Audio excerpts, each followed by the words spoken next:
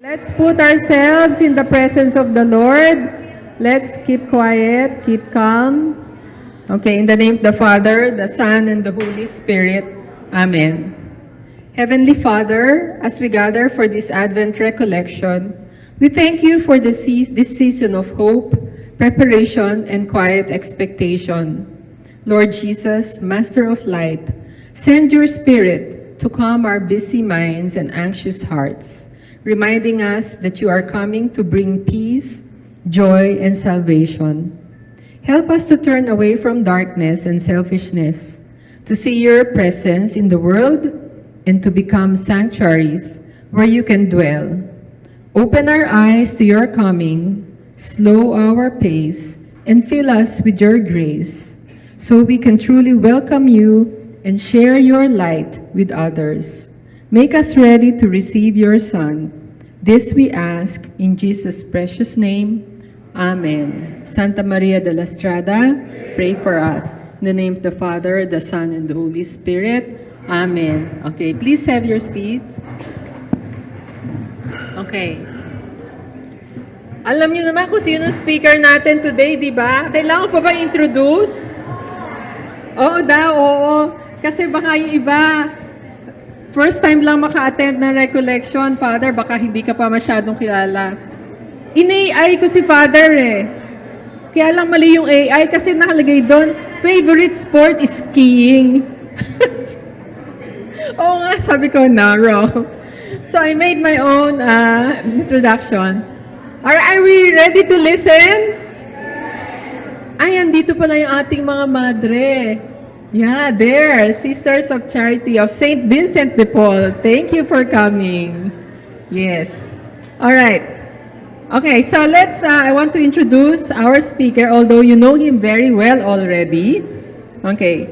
Our 52-year-old parish priest, he's very young, is a Bulaqueño. He completed his philosophy degree at the San Carlos Seminary. He finished his Master of Theology at the same school and his Master's in Liturgy at the San Beda Graduate School of Theology. Father Dennis celebrated his 26th priestly anniversary last September 8, and I'm sure many of you attended that celebration. Before his assignment to us, he was the rector of the Immaculate Conception Cathedral of Cubao. Before that, he was parish priest of Our Lady of Pentecost, Transfiguration of Our Lord Parish, and before that, he was parish administrator of Christ the King, Green Meadows. Earlier, even, he was the parish priest of the Immaculate Conception Parish in Project 6. And before that, he was assistant parish priest of San Roque Parish in Pateros. So all in all, this is his 7th assignment. No? Yeah. So Father Dennis, for all of you who don't know, or some of you don't know yet, is a very good singer and dancer. And we have proof of that. Meron tayong resibo. Okay, so brothers and sisters, let's welcome Father Dennis.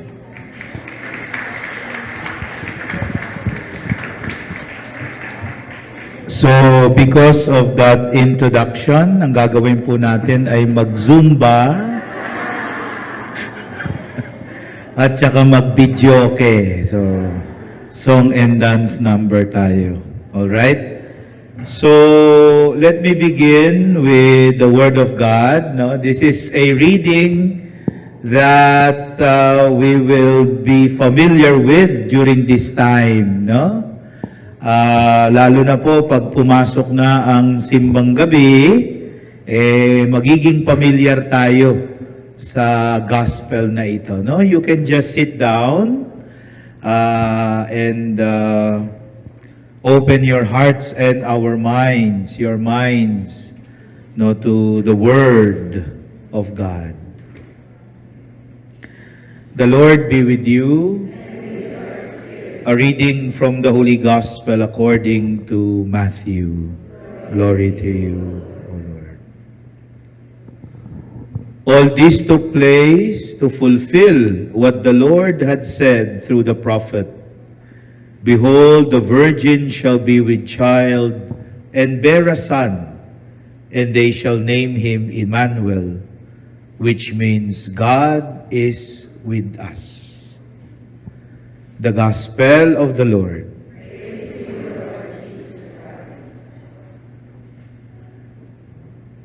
This is the basic message. This is the basic mystery. This is the mystery of Christmas. Na? Yung, kailan ba yun? Kahapon lang ba yun? Anong Biyernes yata? Ay, ano ba ngayon? O tama, kahapon. Kahapon nga ba? Yung sa homily ko, kahapon o nung, kahapon.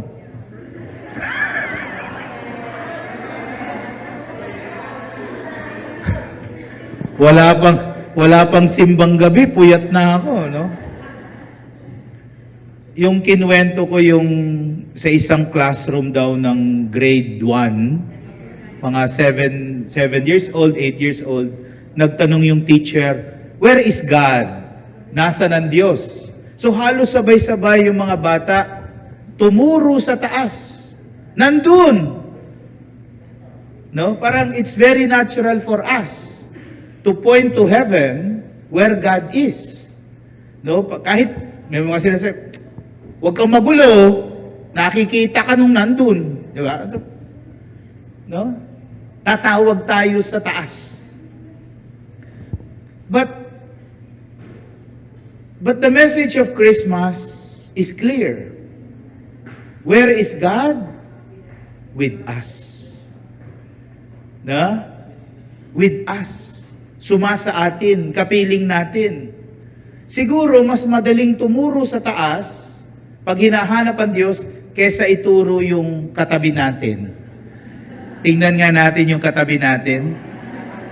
Nasa Kanya ba si Lord? Oh. Pagmabait, na? Pagmabait. Pag maganda ang gising. Na? But, it's more difficult actually to recognize God's presence among us. No? But that's the invitation of Christmas.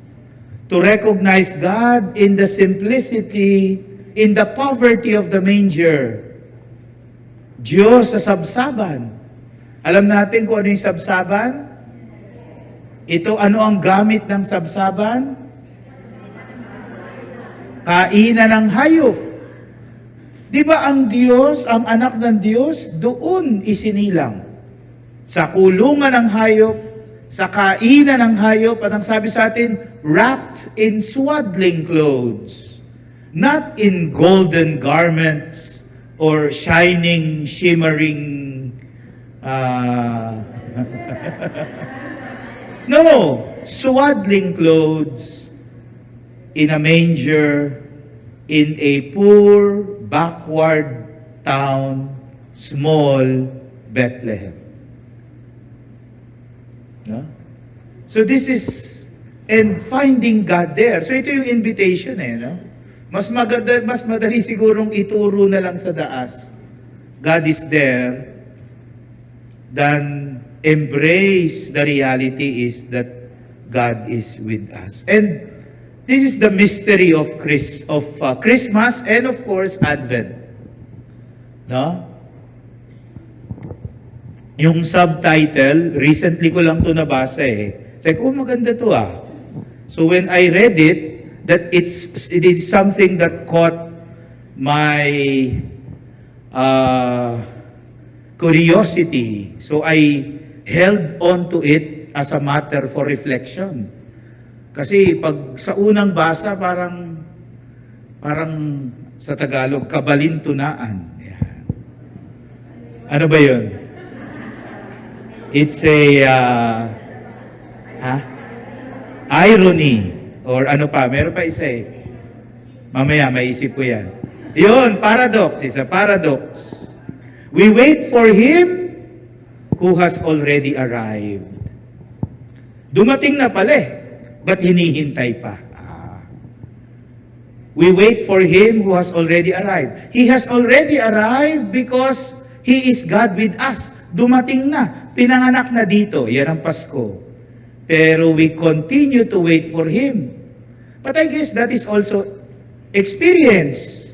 Nandyan na, di pa natin makita. Di ba? Right, anong sabi sa English? Right under our noses. No? Di pa makita. At yun ang tragedy. Yan ang tragedy. No? That God is with us and we do not recognize Him. But so, Advent is waiting.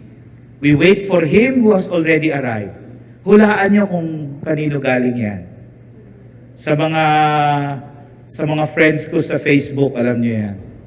Paborito kong author. Sino? Si Thomas Merton, no? So si Thomas Merton, we wait for Him who has already arrived. Actually, may kakambal yan. Sabi niya, we wait for Him who has already arrived, and we look for Him who has already found us. Ayun yung kakambal niya.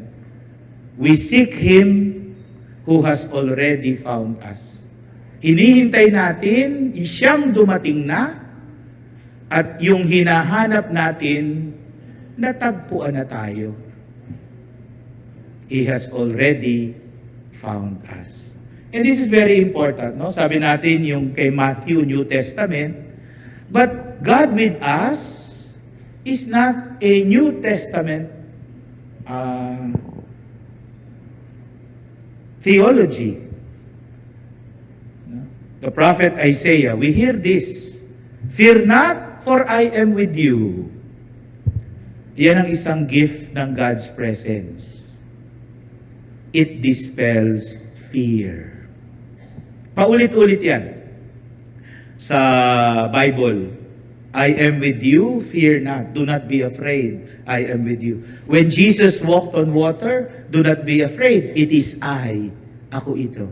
Kala nila, ghost. Ghost project, hindi siguro. So, ghost. Kala nila, ghost. Pero sabi ni Lord, it is I. Do not be afraid. Do not dismay, for I am your God. I will strengthen you. I will help you. I will uphold you. Yan. That's the gift of God's presence among us. I will strengthen you. I will help you. I will uphold you. Also from the prophet Joshua, have I not commanded you? Be strong and courageous. Do not be frightened. Do not be dismayed. For the Lord your God is with you wherever you go. The gift of strength, or the gift of presence, is strength, courage. Huh? Again, the same with the prophet Isaiah. No, do not be frightened. Do not fear. Do not be afraid. Because God is with us. Emmanuel. Emmanuel. No? Meron ba dito pangalan? Emmanuel? Ganda ng pangalan mo. Pero nakaka-pressure din. Si Emma. No? Nakaka-pressure din. Pag pangalan mo Emmanuel. Tapos sabihin sa'yo, para ka namang walang Diyos. Now, if we are waiting for Him who has already arrived, then what is Advent all about? Yan. If God is with us and Advent is waiting, what are we waiting for? Ano nga ba talaga ang hinihintay natin pag Adbyento at naghahanda sa Pasko? So what is Advent really about? No? What is Advent? What are we really waiting for? When we say that we are waiting for the coming of the Lord, but He is already with us. But what are we really waiting for? 3 things, 3 bagay po yung gusto kong i-share sa inyo ngayong umaga. When we say that we are waiting for the second coming of the Lord, What we are really waiting for is number one, full understanding. May naiintindihan tayo, meron naman. Pero hindi lahat. Not fully. And so we wait for this full understanding. We also waiting for total fulfillment. Later on, we'll explain that. And of course, we are waiting for the end. That's one important characteristic of Advent. As we prepare for Christmas, we also prepare for the second coming of the Lord. We prepare for the end. All right? So number one, we are waiting for understanding, for full understanding. We understand, but not fully. We know, but not everything. Marami po tayong pwedeng maintindihan tungkol sa Diyos. No? Yung sinasabi na we just accept God's mystery blindly, that is not totally correct. Kasi kaya nga may theology. We can study God to a certain point. Yun. So we can study because we have the theology coming from St. Augustine, for example, or St. Ambrose. No? So we all hope that when St. Augustine talked about Trinity, no? More modern theologians like Karl Rahner, for example, or even Walter Kasper, or even Benedict XVI. All this, no? We can still understand about God. But when we study or try to understand, especially faith, especially spirituality, our relationship with God, then we can only understand to a certain point. Si St. Thomas Aquinas nga, isa sa talagang intellectual and holy theologian. Summa Theologica, talagang matindi. Pero towards the end of his life, anong sabi niya? No, my work is but a hay in the eyes of God. Ang nagawa ko ay, anong hay sa Tagalog? Dayami. Dayami. Sa harap ng Diyos. Kung yung kay Thomas Aquinas, dayami, ano yung sa atin? Alikabok. Yung kay Thomas Aquinas, dayami. No?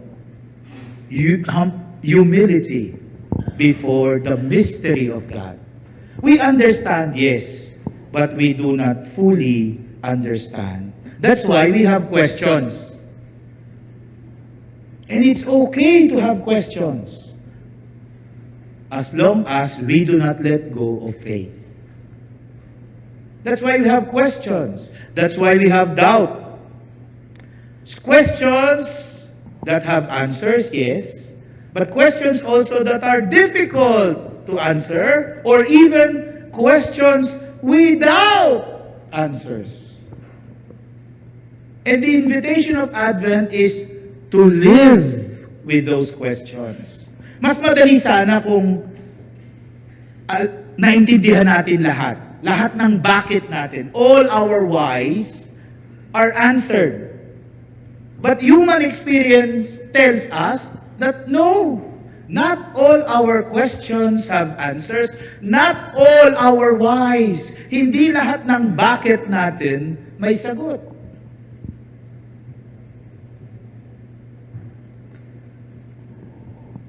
And the invitation is to live without fully understanding. So again, punta tayo kay Thomas Merton. Sabi ni Thomas Merton, prayer is all I have left, and patient, humble obedience. One thing is certain, I do not possess answers. I do not possess my answers ready at hand in myself. The problem, the difficulty, or the challenge is learning to go for some time, perhaps for long periods, with no answer.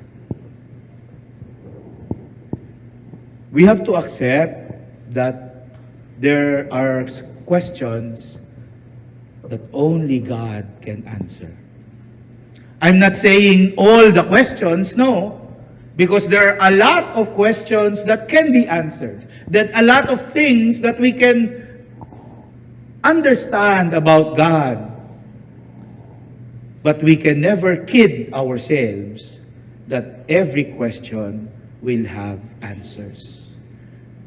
And Advent is an invitation as we await full understanding to live, to journey in faith, maybe, perhaps for long periods with no answer. Meron po akong pinapakinggang podcast ni Father James Martin, SJ, The Spiritual Life, ang title ng podcast, nasa Spotify. Nag-i-interview siya ng mga tao at they talk about spiritual life. Meron siyang isang in-interview na scientist na brother na Jesuit. So scientist, tinanong ni Father James Martin, pag napunta ka na sa langit, meron ka bang itatanong sa Diyos? Na?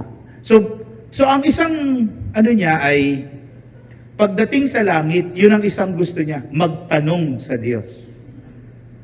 No?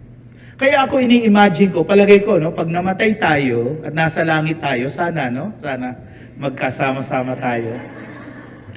Una-una lang, baka may matagalan sa purgatorio. No? So, sabay-sabay tayong matagalan. Kaya ini-imagine ko, nung narinig ko yung podcast, siguro pagdating sa langit, merong open forum. No? Sasabihin ni Lord, itanong nyo na lahat ng gusto nyong itanong. Kasi sa langit, meron ng sagot lahat ng tanong.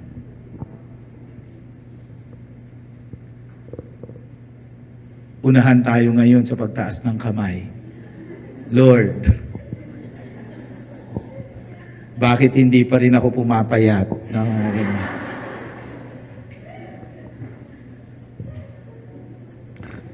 But we really that's an invitation. No? It's not easy. Mas madali sana kung alam natin lahat. Mas madali sana kung naintindihan natin sa simula't simula pa lang. But that has not always been the case when we journey with the Lord. When we say yes to God, we do not really know where our yes will bring us. Nung seminarista ako, ang problema namin, ready na ba tayo? Yun yung tinatanong namin sa isa't isa. Ready na ba tayo maging pari? Lalo na nung fourth year theologian. Ready na ba tayo maging pari? 100% na ba tayo maging pari? Kasi nakakatakot, pari na tayo. Paano kung hindi tayo ready? Sabi ng spiritual director namin, ay nako, pag hinintay nyo na maging 100% ready kayo, hindi kayo mag-yes. Dahil walang 100% ready. At hindi yan ang kailangan ng Diyos. 100% ready, hindi yan. Ang kailangan ng Diyos, 100% trust. No one will be 100% ready.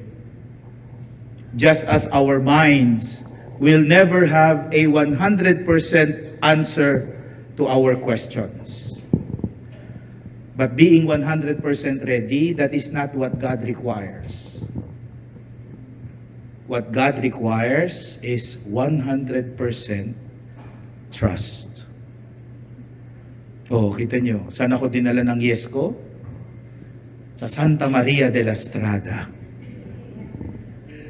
Salamat sa Diyos. So, alam ko ba na ma-assign ako dito? Hindi. Alam ko ba na mapupunta ako sa Cubao? Hindi, because I was ordained for Manila.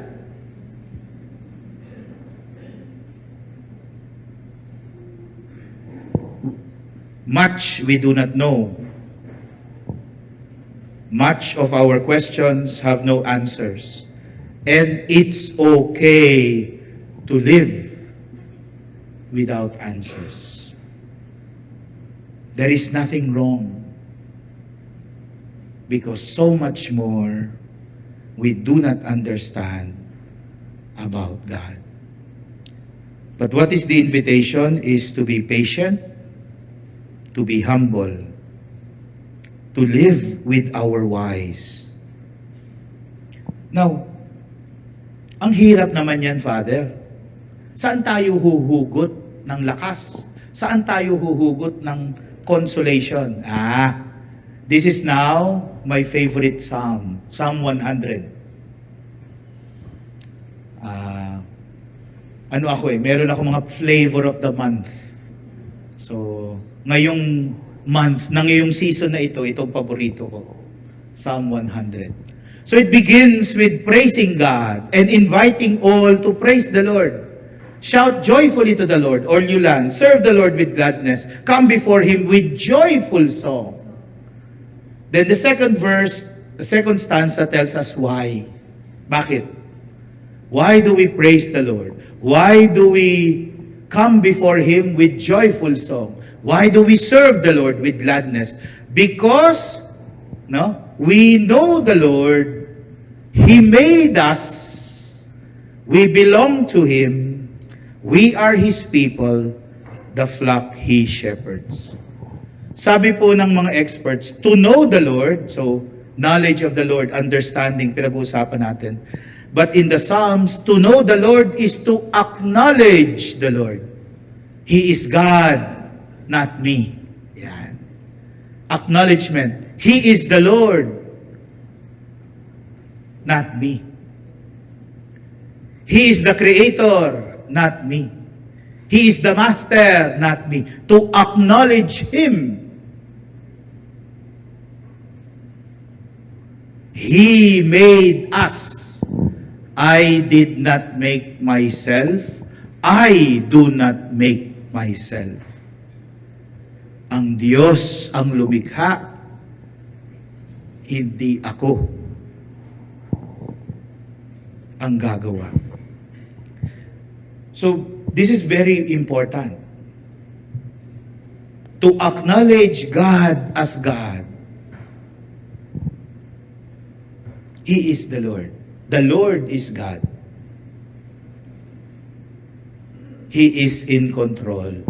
He made us. We do not make ourselves. He is the Master. And so, we submit to Him. Kaya sabi ni Thomas Merton kanina, humble and patient obedience to God.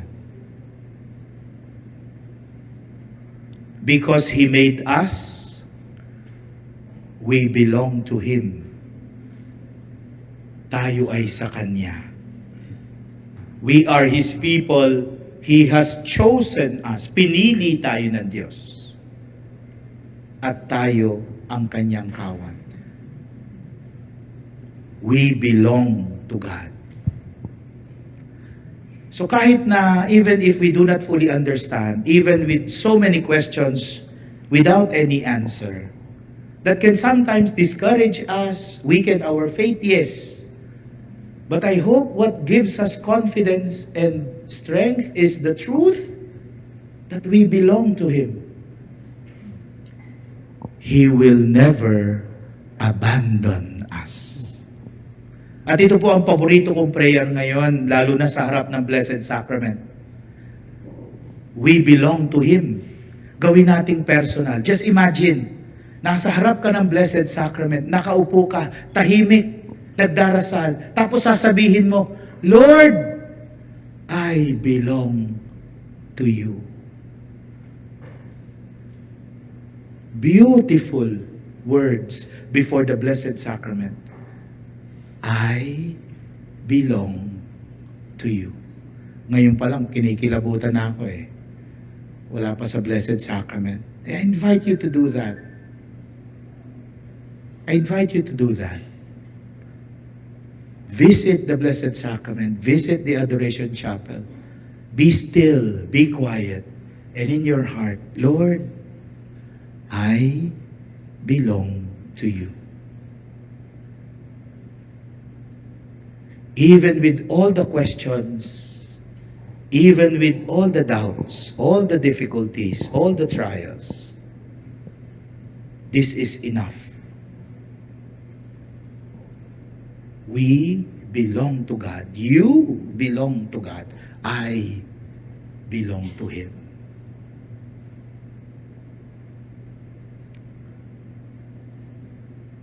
We are His people. Ibig sabihin, pinili niya tayo na maging Kanya. Importante ito, lalo na sa Old Testament. I am your God and you are my people. This is the formula of the covenant. Na? This is the formula of the covenant. We hear this in Exodus. No? This is the formula of the covenant. Yung kasunduan na hindi ko kayo pababayaan, I am your God and you are my people. Kaya sa Old Testament, ginamit yan na formula sa kasal. No? To reflect the fidelity of God to His people. I am your husband and you are my wife. That covenant. No? Kumbaga yan yung I do noon. Yun yung for better or for worse ngayon. Pero noon, I am your husband, you will be my wife. Oh, and that comes from the covenant that comes from the Lord, from Yahweh. I am your God, and you will be my people. We belong to Him. We are His people, the flock He shepherds. And I hope this brings confidence. This brings comfort to us. Yes, we do not fully understand. So what? I belong to the Lord. I am part of His people. I am part of His flock.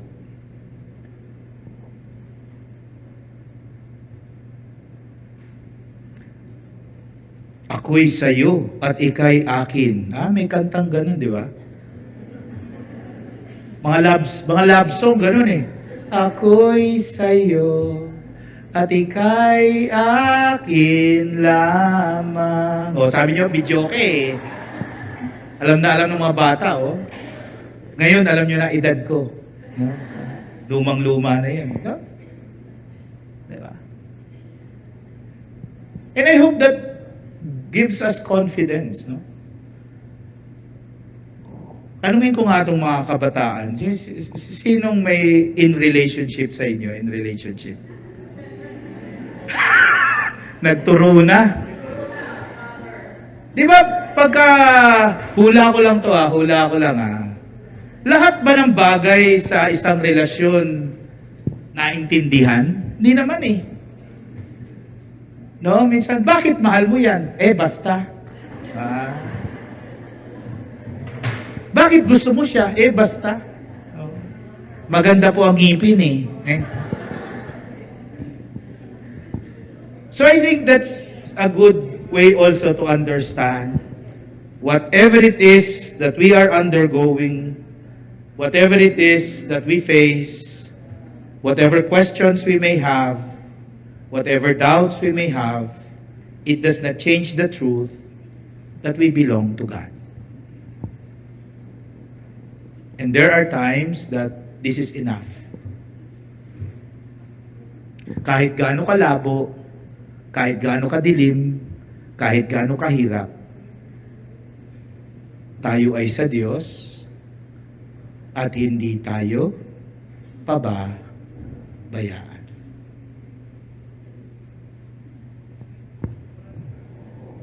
By sharing with you this beautiful Psalm 100, one of the things that we should be able to realize is that even if we do not fully understand, or because we do not fully understand, no, the Word of God enlightens us.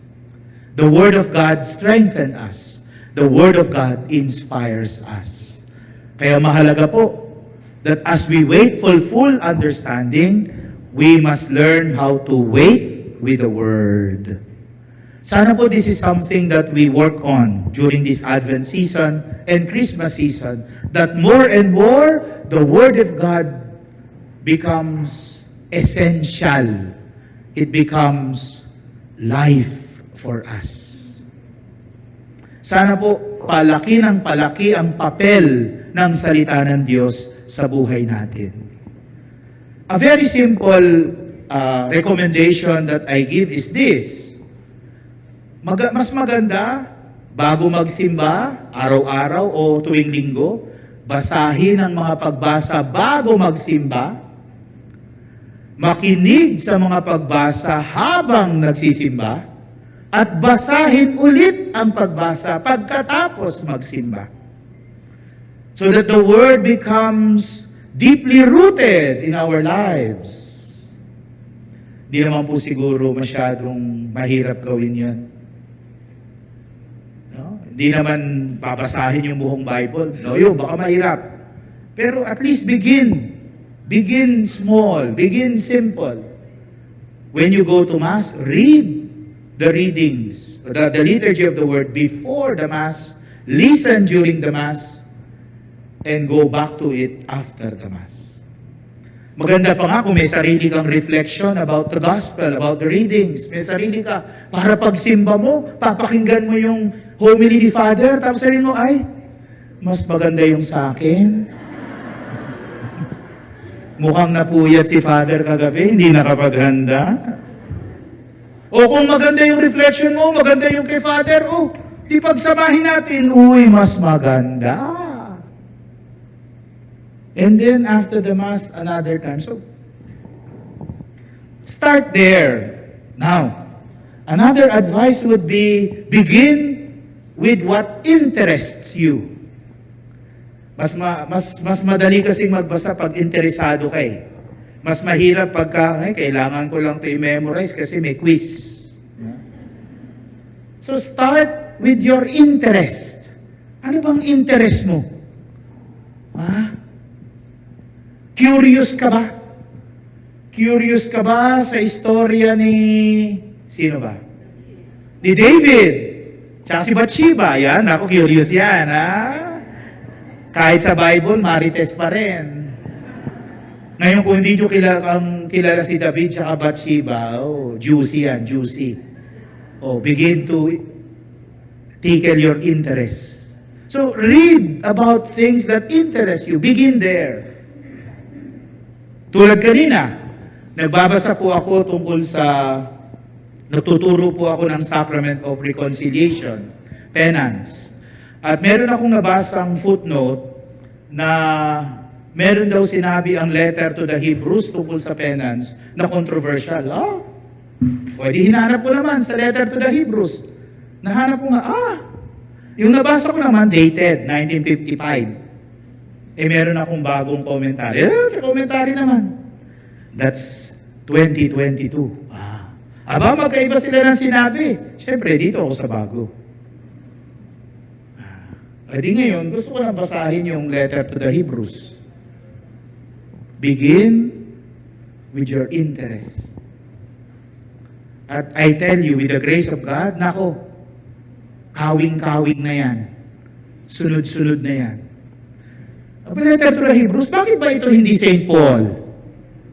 Ba't natin hindi sinasabing the letter of St. Paul to the Hebrews? Bakit letter to the Hebrews lang? Hindi si St. Paul? Bakit? Babasa ka naman.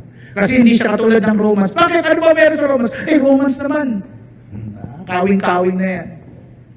But begin with what interests you. And begin. Magsimula. Yes, we cannot fully understand everything. We can only understand something. But the Word can help us. The Word can help us. Yun yung sarap ng wala na sa classroom. Pwede ka magbasa ng interesado ka. Hindi dahil kailangan.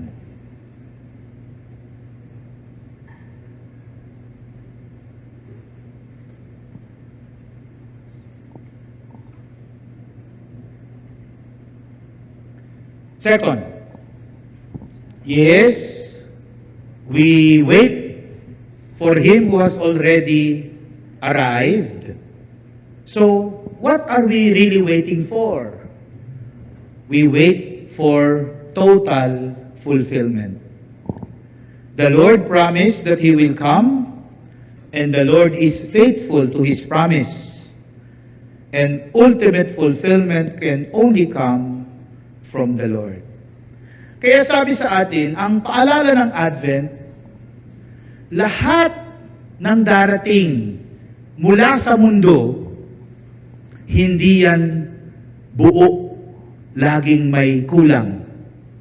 Dahil ang buong kaganapan, manggagaling lang kay Jesus. When the Lord comes, will there be total, ultimate fulfillment? Whatever fulfillment that we receive from the world is insufficient. Because ultimate, complete fulfillment only comes from Jesus. And this is what the theologian Karl Rahner tells us. Anything that is attainable is insufficient. And it is an experience of torment. Anything that is attainable in this world is insufficient. We come to realize that in this life, all symphonies must remain unfinished. Whatever we attain in this world, any success, any achievement, any goal realized, will always have a space where we see something lacking. Because that space can only fulfilled in Jesus. Anything attainable. So it's a torment. The torment of the insufficiency of everything attainable. Because here on earth, as long as we live here, all symphonies will remain open-ended, will remain unfinished. And that can be very annoying. It's really a torment. Ha? Walang katapusan?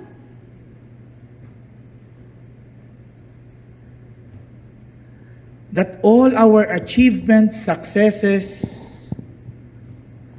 all our realized goals will always have a space that is unfulfilled. Because there is a fulfillment, there is the totality of fulfillment that only God can give us. And that is what we are waiting for. That totality of fulfillment. Yes, the Lord is already with us. But His second coming will bring that total, ultimate fulfillment. And it's a torment. Our achievements and success will always be inadequate. There is fulfillment that only God can give. Kahit na anong kaya nating makamit, mapagtagumpayan, laging may kulang. Sapagkat Diyos lamang ang makapupuno ng kumpleto at lubusang kaganapan.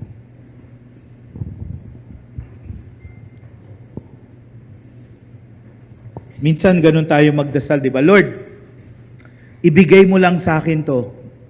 Last na. Talaga. Pag binigay, Lord, ito naman. Hindi pa tapos. Insufficient. Di ba? Second to the last na. Or even in our desires, we desire this. And we get it. Then we begin a new desire. Because there is, as long as we strive to strive for fulfillment from the world, it will always be unfinished. Now, so, dalawang bagay yan. Una, any achievement, any success, any goal realized, no? We celebrate it, of course.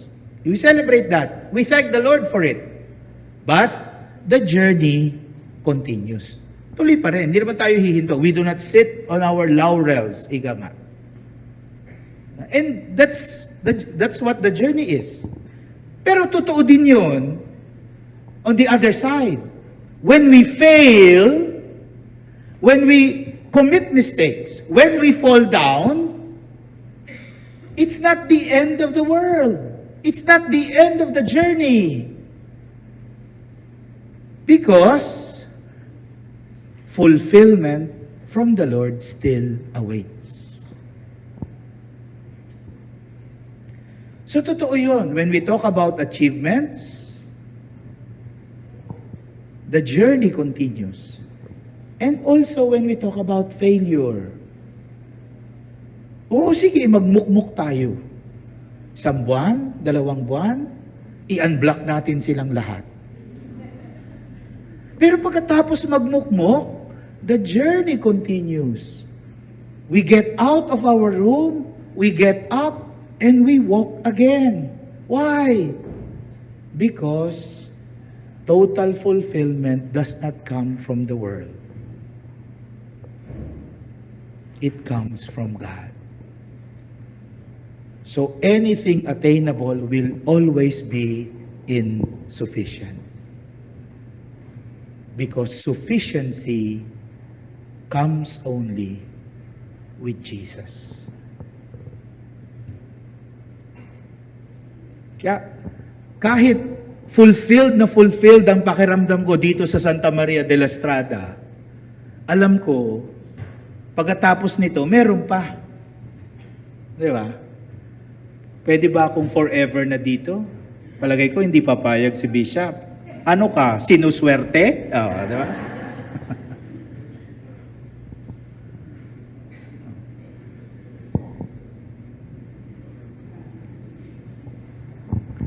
Doon daw sa nag-iisip na tapos na talaga.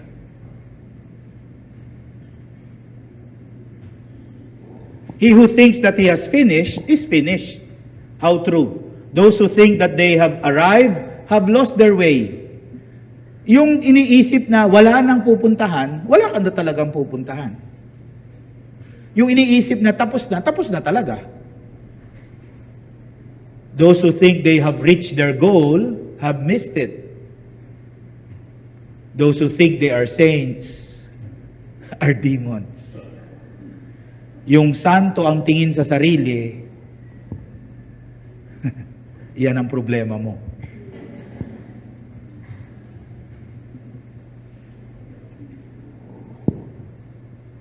Because we will never arrive.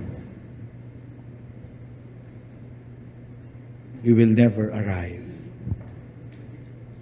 Only in Jesus will we truly arrive.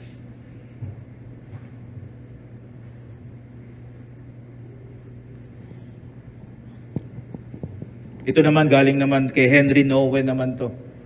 Sabi niya, an important part of spiritual life is to keep longing, waiting, hoping, expecting. In the long run, some voluntary penance becomes necessary to help us. Remember that we are not yet fulfilled. We are not yet fulfilled. A good criticism, a frustrating day, an empty stomach, or tired eyes might help to reawaken our expectation and deepen our prayer. Come, Lord Jesus, come. Palagay ko yan ang kaya may retreat, kaya may recollection. To always remind us we have not yet arrived. Hindi pa tayo nakakarating sa dapat nating puntahan. And that will always be the invitation at Advent. That's why the invitation is always wait. to keep longing, to keep waiting, to keep expecting, to keep hoping. Because the road that follows Jesus is the road that will arrive only when He comes. Siguro kailangan magpahinga, siguro kailangan magbagal ng konti, to slow down, to rest, no? Or sometimes we get lost, redirection, yes. But the journey continues. Siguro hindi na katulad nung dati, na napakabilis, lahat na lang, we embrace everything, pinapatulan lahat. Hindi. Ngayon, we choose our battles. Now, we are able to recognize what are the things that are essential. But we continue on with the journey. However slow, however conscious. And it's okay. We have our own journey, our own pace. No? Yan daw yung sikreto sa kamino. Yung mga nagkamino na. Sino yung gusto mag-give up? Yung gustong sumabay doon sa nauuna. No? Discover your own pace. Yeah. Ako po hindi pa nagkakamino kasi hindi ko pa yata nadidiscover yung own pace ko eh. No? So, but that would be a good dream. There is always something more. Hindi ko alam kung naka-encounter na kayo ng mga tao na pagkausap nyo, pare-parehas yung kwento. Yung mga nagawa niya noon, yung mga nakamit niya noon, yung mga magandang ginawa niyang noon, yung mga dinonate niya sa simbahan noon, yung mga lahat yata ng maganda noon. Gusto kong sumabat eh. Meron ba ngayon? Meron ba ngayon? Because we do not stop in the journey. We keep longing. We keep opening ourselves to what is new. And that is the gift of mystery. The gift of mystery is the surprises of something new. The surprise of something new. That's the gift of mystery. Oo, gusto natin maintindihan na natin, malaman na natin, oo. But also, the gift of mystery is the surprise of something new. Hoy, may bago. Hindi natin akalain. More than what we can imagine. More than what we can plan for. Nung batang pari po ako, nako, mas impatient ako. Pag ito ang plano at hindi nasunod, mga buwisit kayo. Nakakainis. Pag hindi nasunod, yan ang plano na. Pag-usapan na natin, pinagbotohan pa natin. Nagdebate pa tayo. Tapos na sa meeting, sa labas ng meeting, yan na naman. Di ba? Tapos hindi nasunod. Na-realize ko po, pag hindi nasunod yung plano, may kapalit pala na mas maganda. No, may mapalit. Sus naman, ikaw naman, Dennis, masyado ko nagpapastress. Mas maganda pala yung gusto ni Lord. Hindi ko sinasabi na huwag magplano. Hindi. Magplano. Kailangan natin magplano. Kailangan natin mag-isip. Pero kailangan din nating maging bukas. Dahil hindi lahat ng plano ng Diyos kaya nating planuhin. And I realized that. Yung mga planong hindi natutupad, okay. You bring that to prayer, Lord. Pinlano naman naming mabuti, pinaghandaan naming mabuti, pero ganito. Ano bang plano mo? And then slowly, He makes us realize. Only if we are open. Open to the mystery. Open to the surprise.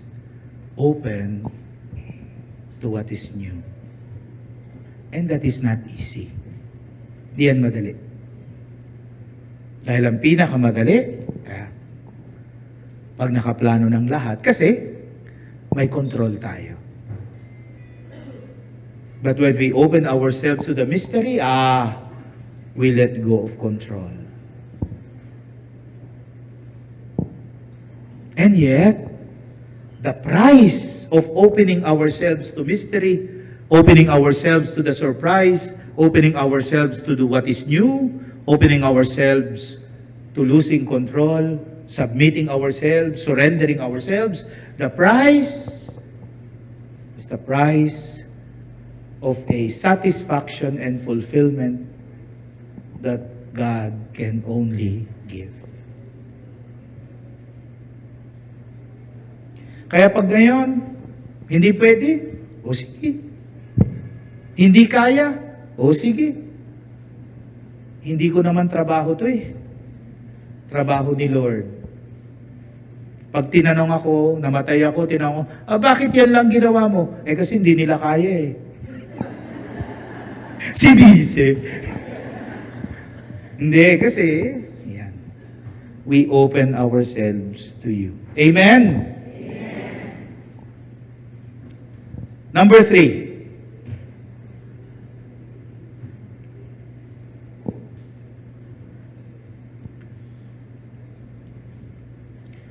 The Lord is already with us, but we continue to wait because when He comes, the end comes. So magkadikit yan. The coming of the Lord is also the coming of the end.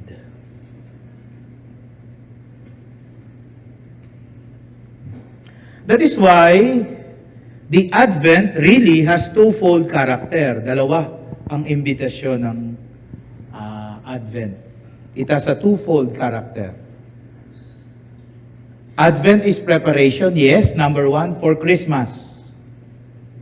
And number 2, for the second coming of the Lord. So yan ang laging dalawang mukha ng Advent. Preparation for Christmas and preparation for the second coming of the Lord. And the second coming of the Lord is the end. Okay? The end of the world as we know it. Now, sabi ko nga dun sa isang homily ko, oftentimes, always, this brings great fear.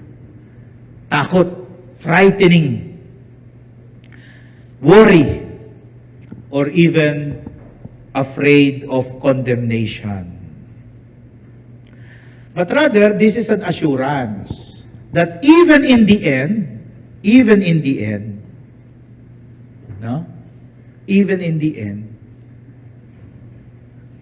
God is there. Okay? Totoo naman, kasi pagka may rason naman para matakot kung babasahin natin yung Revelation. Lalo na yung book of Daniel, no? Just recently, ang mga first reading natin from the book of the prophet Daniel.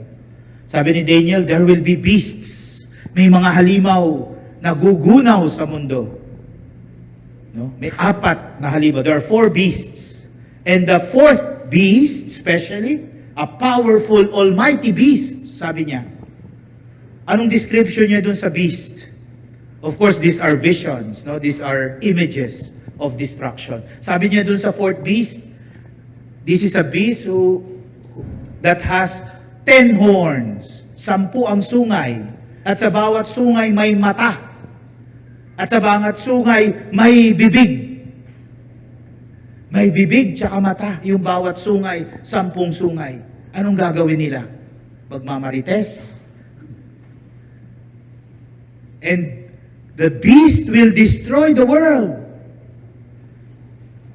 But at the end of the reading, it tells us one like the Son of Man will come from the clouds and will destroy the beasts. No? Baka lang makalimutan natin na hindi naman natapos sa pagkagunaw. Hindi naman natapos sa takot. One, like the Son of Man, will come down from the clouds and destroy the beasts. And that is the invitation. Yes, there will be end. May katapusan itong mundo na alam natin. Lahat naman tayo doon papunta. Sino bang immortal dito? We wish, no? Kahit yata lahat ng belo, no? Lahat naman tayo doon papunta. Okay? But the assurance of Advent is this. Yes, we await the end. But with the end, the coming of the end is the coming of the Lord. Because even in the end, even in destruction, God is with us. Even in the end, we belong to Him. Even in the end, we are His people. Even in the end, we are His flock. And that's very important. That's very important.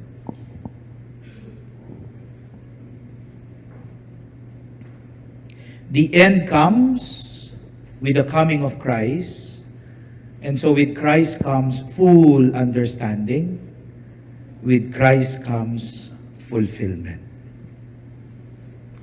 And this is the mystery of Advent, the mystery of Christmas. How God works mysteriously in our lives. No? His ways will always be different from our ways. Because from the beginning until the end, we belong to God. Ito po, narinig ko po ito kay Cardinal Tagle when he talks about the lost sheep. No? Kasi we belong to God, we are the sheep of His flock. No? So alam natin yung parable of the lost sheep. No? Sabi, iiwanan yung 99 sheep to look for the one lost sheep. Iiwanan yung 99 para hanapin yung isa. Now, merong mga dahilan kung bakit nawawala ang mga tupa, no? Alam niyo, sabi niya, totoo ang tupa, malabo ang mata, matalas ang pandinig. So they listen to the voice of the shepherd. Kaya pag sinabi ng shepherd, pag tinawag sila, makikilala nila, susunod sila. Okay? So, madali. Now, may dahilan kung bakit nawawala o naiiwan ang tupa. Number one, pwedeng dahil may sakit. No? So, pilay ang paa, kaya naiiwan siya, may sakit, mahina ang pandinig. So, may defect. No? Or, sabi ni Bishop Tagle, Cardinal Tagle, pwede rin dahil tanga. Pag sinabi ng tupa, kakanan tayo, kakaliwa. Pag sinabi, kakaliwa tayo, kakanan. So, dumb. Ika nga, dumb. No? So, pwede rin ganon. So, ang ibig sabihin, kung sino man yung tupang nawawala, imperfect. Imperfect.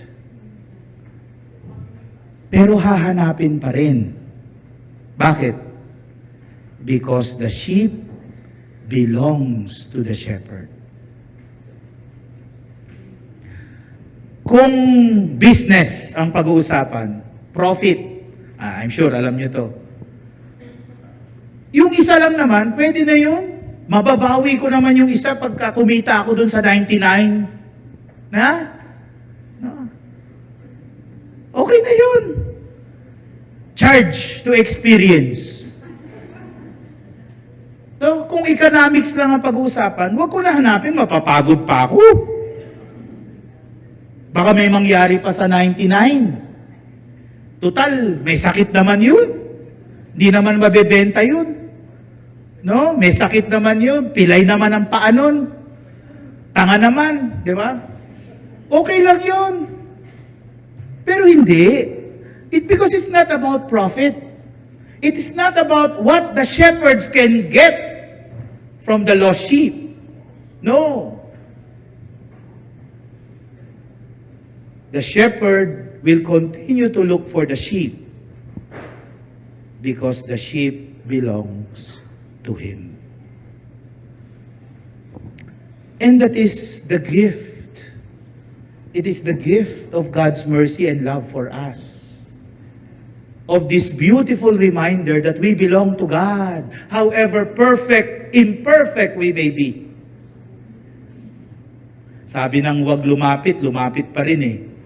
Sabi ng masama yan eh, masama pa rin eh. Gagawin pa rin eh. Matigas. Sabi ng hindi mo kaya eh. Hindi, kaya ko.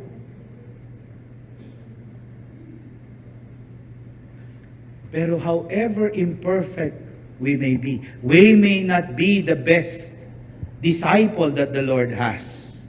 We may be the best apostle, the best messenger, the best bringer of the good news, or the best witness for the Lord or for the faith. But when we get lost, the Lord will continue to look for us because we belong to Him.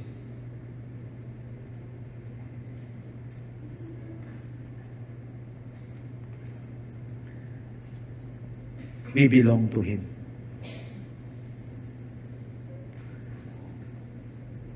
And that is the gift, no? The gift of mystery, the gift of belonging to God, that even in the end, the coming of the Lord, He is with us, but we wait for full understanding. He is with us, but we wait for total fulfillment. He is with us, but we wait for the coming, the second coming of the Lord. That even at the end, even with destruction, God is with us and we belong to God. Kaya nga, kala nyo tapos na ha? Kaya nga, even if we talk about the end, even if we talk about destruction, even if we talk about not fully understanding, even if we talk about insufficiency, inadequacy in whatever we can attain in this world, the church can still talk about delight, joy, gladness. The Ordo describes Advent as devout and expectant delight. May saya pa rin. Yan. May saya. May kagalakan. Even if we do not fully understand, even if we have a lot of questions without answer, a lot of doubts, even if we experience insufficiency, dissatisfaction, inadequacy, even if we talk about end or destruction. But because we belong to God, because God is with us, Advent is still a season of devout and expectant delight.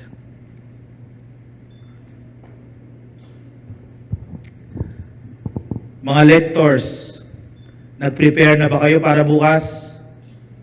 Hindi pa. Oo, kasi kung nag-prepare na kayo, alam nyo, first reading to bukas. Isaiah.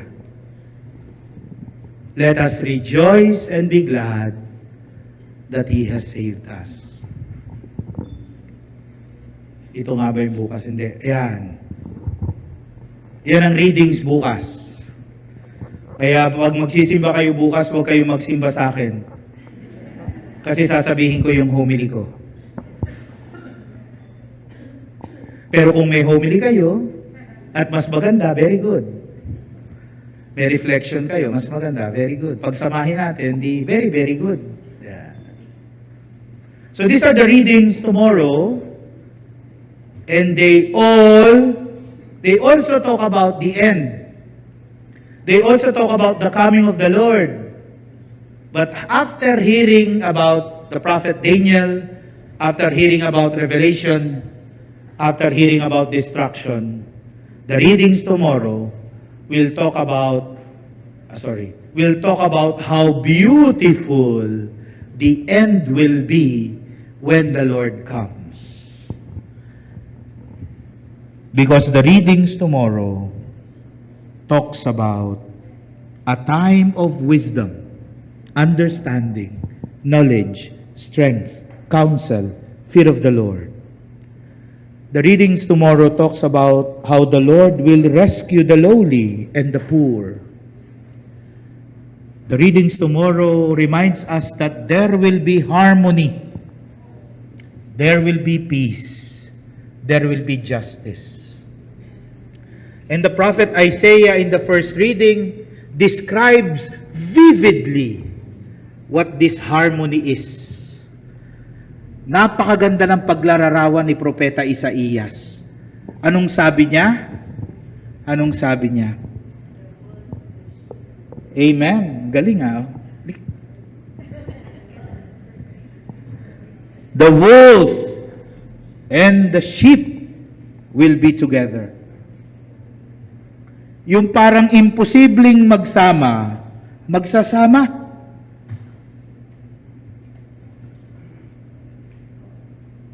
The wolf shall be the guest of the lamb. The leopard shall sit with the kid or baby goat. The young lion and the young bull will be together.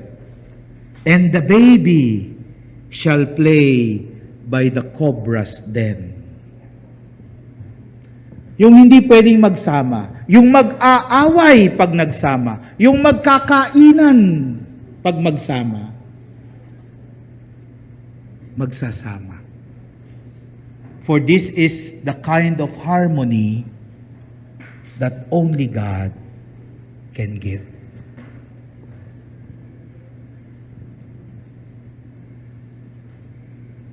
Alam naman natin may mga tao na hindi pwede magsama, no? Maghahalo ang balat sa tinalupan. But that is how the prophet Isaiah describes vividly this harmony, this peace that comes in the end when the Lord comes. The wolf shall be the guest of the lamb. The leopard shall sit with the kid. The young lion and the young bull will be together. And the baby shall play by the cobra's den.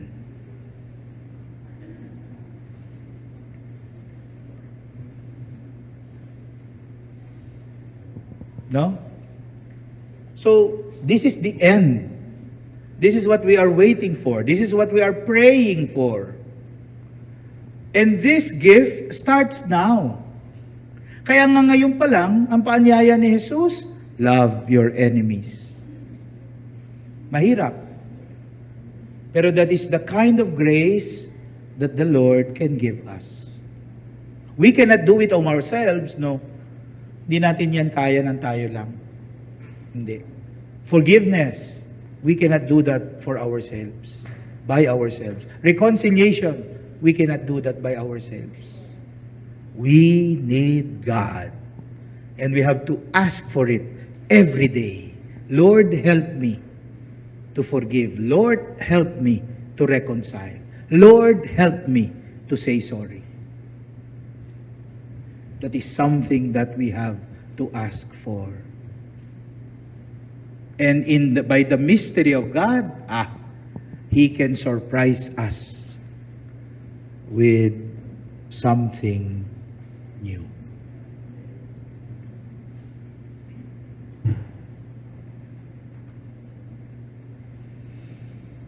So we look for Him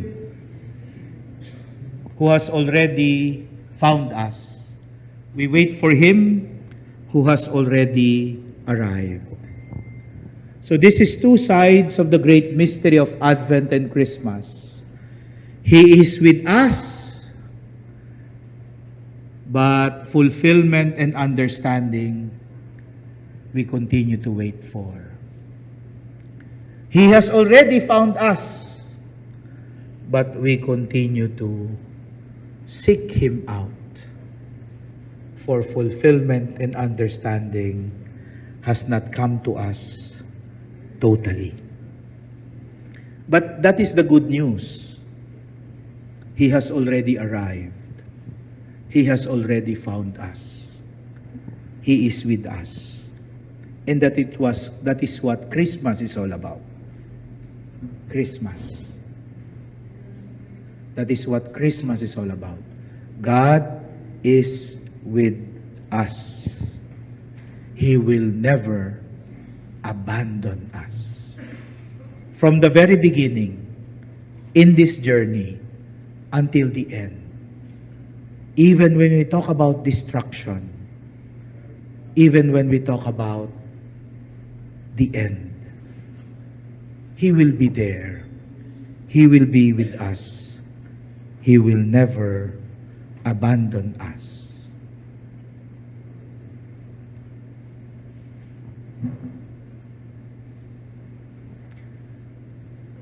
What we wait for is that there will be more that await us.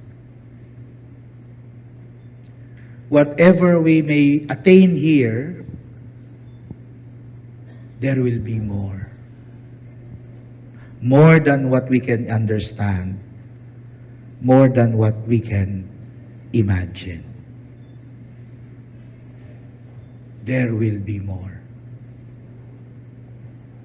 Exciting, no?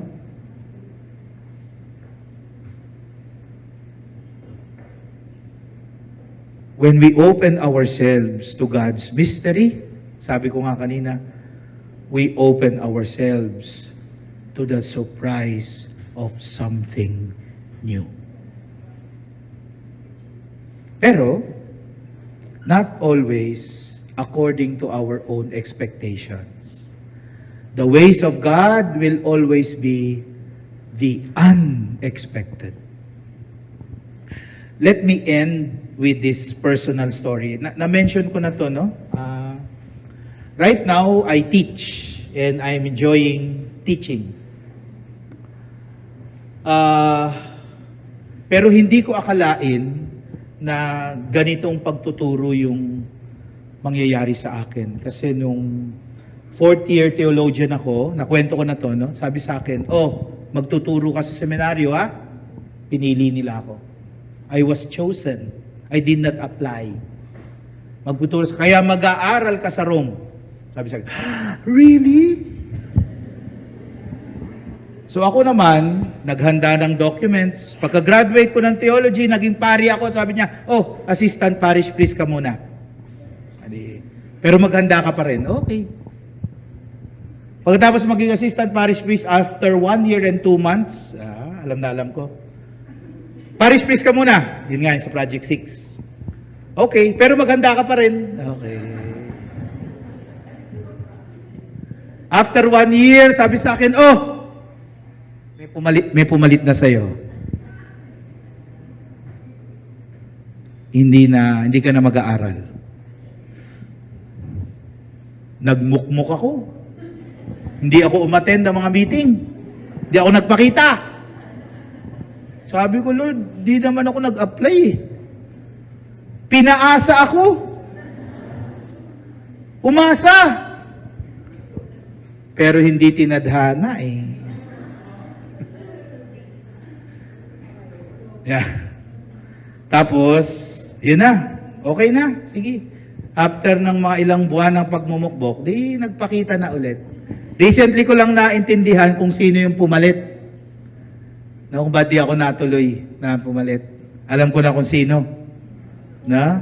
Hindi nyo naman kilala eh. No? Oo. Pag kami nabalitaan kayong nabaldado, yan.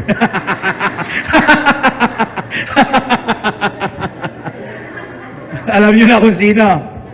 Kung nabalitaan kayo, pare, nabaldado. Yan. Inambush ng parish priest ng Santa Maria de la Estrada. Ayan. But kidding aside, naintindihan ko, iba pala yung plano ng Diyos kung saan ako magtuturo. Hindi pala sa seminaryo. Tapos nagkaroon ng Diocese of Cubao, tapos ganyan. So, I've been teaching now for 16 years in San Beda. Graduate School of Liturgy, kung saan din ako graduate ng liturgy. Tapos ngayon sa Bulacan, sa seminaryo. No? Anyway, ang gusto ko lang sabihin ay ganito. Marami talagang bagay tayong hindi maintindihan. At yung akala nating magbibigay sa atin ng fulfillment, iba pala ayon sa plano ng Diyos. But what is important is we open ourselves to the mystery of God. And He will always surprise us with what is more beautiful, more grace-filled, always new. And so even if we do not fully understand, even if there is always inadequacy in what we can attain, we can always hope. Because from the very beginning, in between up to the end, the Lord will always be with us, and He will never abandon us. He has already come, and He has found us. But there is so much more. And this more, we continue to wait for. Glory to the Father, to the Son, to the Holy Spirit.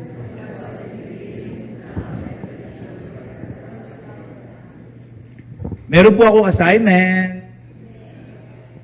Dadagdag ko sa mga ginagawa nyo ngayong Pasko. You can choose to do the four, or choose one that is appropriate for you where you are now. Okay? So, pwede naman pong gawin yung apat, which I think will be helpful. This is an Advent assignment. So, I think these activities can help you prepare meaningfully for Christmas. Alright? Para naman hindi lang bulsa ang mabutas sa Pasko, kundi mapuno rin ang puso at kalooban. Number 1, ask for the grace to live with your questions and doubts. Yes, we strive to answer the questions that can be answered. No? Hindi naman lahat ng tanong walang sagot eh. Hindi. Pero hindi lahat ng tanong may sagot. Tama ba? So, I think, Advent can really be meaningful, and Christmas, celebrating the Lord's presence among us, it's still possible with delight, with joy, even with questions and doubts. No? We can live with them. And it's difficult for us, yes. That's why we have to ask for the grace to live with our questions and doubts. Also, let us ask for the grace to take the journey that will never arrive. 'Di ba? Ang unang, pag tayo ay nag-Waze, ang unang-una nating tinitingnan, anong oras ako dadating. 'Di ba? Oh, pag pupunta sa MOA, ang layo! Babalik pa. Naku, isang buong araw. Buti na lang, masarap yung pagkain. Mahirap magreklamo kasi masarap yung pagkain. May take out pa. Pero, no, as we have mentioned, when we talk about spirituality, when we talk about our relationship with God, this is a journey that will never arrive until the Lord comes. It's unfinished. It is a harmony. It is a symphony that will remain unfinished. And so, we ask for the grace to keep longing, to keep expecting, to keep hoping, to keep waiting. And to be okay. To be okay. To be okay with insufficiency and inadequacy and never arriving, because there is a kind of fulfillment that can only comes from God. So we ask for the grace to wait in joy and hope. You know, waiting is an unpleasant experience. It can be annoying. Maghintay, ay sus. Kanina lang, pagdating ko, medyo late ako, 5 minutes ba? No? Dalawa kagad. Nasaan na si Father? Usually maaga yun hindi makita yung salamin eh. Nakasuot pala dito, no? Marami nakaka-relate So waiting can be a very annoying, irritating experience. Di ba? But because we wait for the Lord, we wait for something that we do not fully understand, and yet we wait for Him who provides total fulfillment. No? We wait for someone who is faithful and trustworthy. Tapat at mapagkakatiwalaan. Tapat sa pangako, tumutupad sa pangako. Then, there is reason that waiting can be also an experience of joy and hope. Because we are assured that the fulfillment of the promise is more than what we can understand. The fulfillment of the promise is more than what we can plan for. The fulfillment of the promise, the fulfillment of the waiting is more than what we can imagine. And we have mentioned earlier that in this journey of waiting, what can really help us is the light and guidance that comes from the Word. And so, maybe it's possible to list concrete, detailed, personal steps that you are willing to take to make the Word more part of your waiting. All right? So, maraming salamat po at sama-sama po tayong maghanda para sa mas malalim, mas makahulugan, at mas mabiyayang Pasko. Merry Christmas po sa inyong lahat. Thank you very much.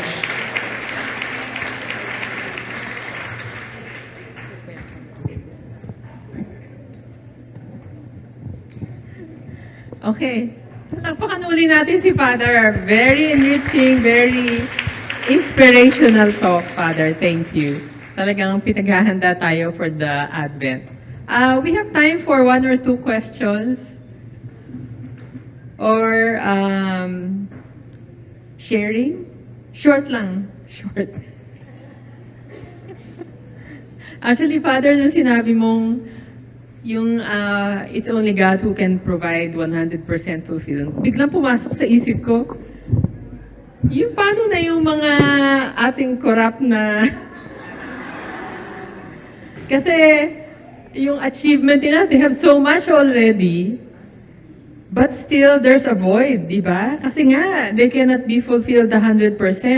So, parang they keep on trying to fill in the hole, the void, with worldly wealth and power and fame na walang katapusan, insatiable, no? Hindi na mapupuno. Yun lang pumasok sa isip ko kanina. So, tama-tama. Sana nandito sila, Father, para marinig yung talk mo. Tama yun. That's one very clear example. Sabi mo nga, insatiable. Wala nang, hindi na fulfill. Because fulfillment is sought from the world. No? As long as fulfillment is sought from the world, it will always be inadequate.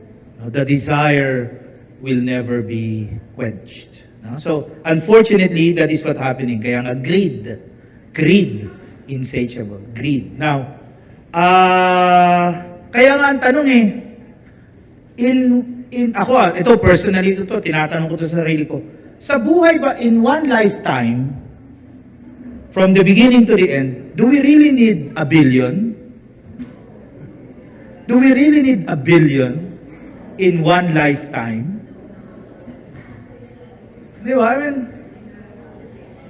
di ba? Bakit? Ilang lifetime ka ba? Ano ka ba? Ano tawag doon? Yung yung ipapanganak ulit na incarnation? Hindi. Reincarnation or something. Anyway, so that's also, no? So, sabi nga nila, it's really, ako personally, it's difficult for us to understand. Pero that's how it is, no? Totoo naman, kahit we're not talking about even billions, we are talking even little things, no? Little things that we are able to get, and then we want more. No? Diba? Tingnan lang natin, ilan na ba sapatos ko? Diba? Ilan na ba sapatos ko? No? Kaya tuloy, kahit na pag nasa loob ako ng kwarto, nagsasapatos ako para magamit lang no? Pero meron akong kaibigang pare, meron siyang shoe rack. Meron siyang 2 shoe rack. Sabi niya, pag puno na, pag wala na akong paglalagyan sa shoe rack, wala akong karapatang bumili. Kaya anong ginagawa niya? Namimigay. O, sa'yo na to. O, sa'yo na to. Ayan, may laman na naman, may pwesto naman, pwede na akong bumili. Anyway. Yan ang isang bagay. Kahit tayo, no? We see that already also. We see that. Meron ba? Wala na siguro.